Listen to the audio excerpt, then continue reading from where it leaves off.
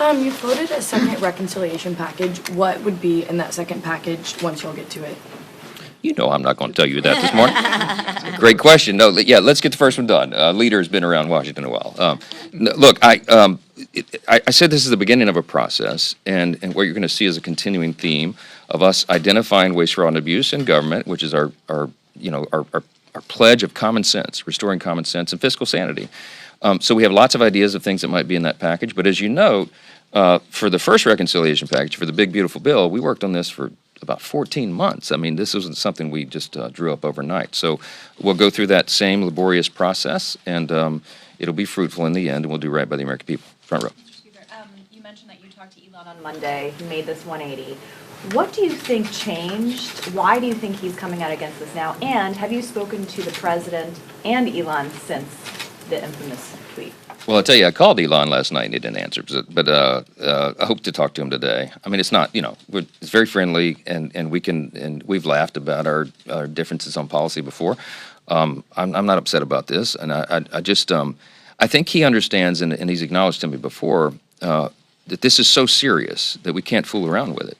I mean, the debt cliff is approaching very quickly, right? All the things that are in this bill are so important for the U.S. economy. It's going to be jet fuel for the U.S. economy. All boats are going to rise, and the sooner we do that, the better, and the risk of not getting it done is enormous, not just for the Republican Party, but for the country. We got to do this. We're going to have the largest tax increase in U.S. history at the end of the year if we fail, and all the other calamities that we've talked about. So we've got to get it done, and I think Elon understands the weight of that, and I hope he comes around. I'd love to talk to him this week, and I hope he calls him back today. I talk to President Trump, all the time, multiple times a day. Obviously, we've talked about this. As you know, he's not delighted that Elon did a 180 on that. But look, I don't know what happened in 24 hours. Everybody can draw their own conclusions about that, okay? But I look forward to talking to my friend about it again, and I'm not upset about it, all right? Yeah. Olivia. You brought up EV mandates when you were talking about Musk previously. Is that what you think is his motivation for opposing the bill? Manu brought up EV mandates, not me, okay?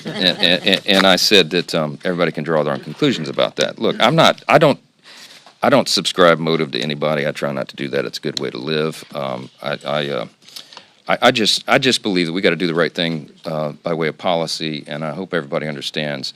They might not think the bill is perfect in some respect. I mean, a bill that's 1,100 pages long and covers every area of policy and the budget that ours does. Very few people are going to say that's a perfect piece of legislation.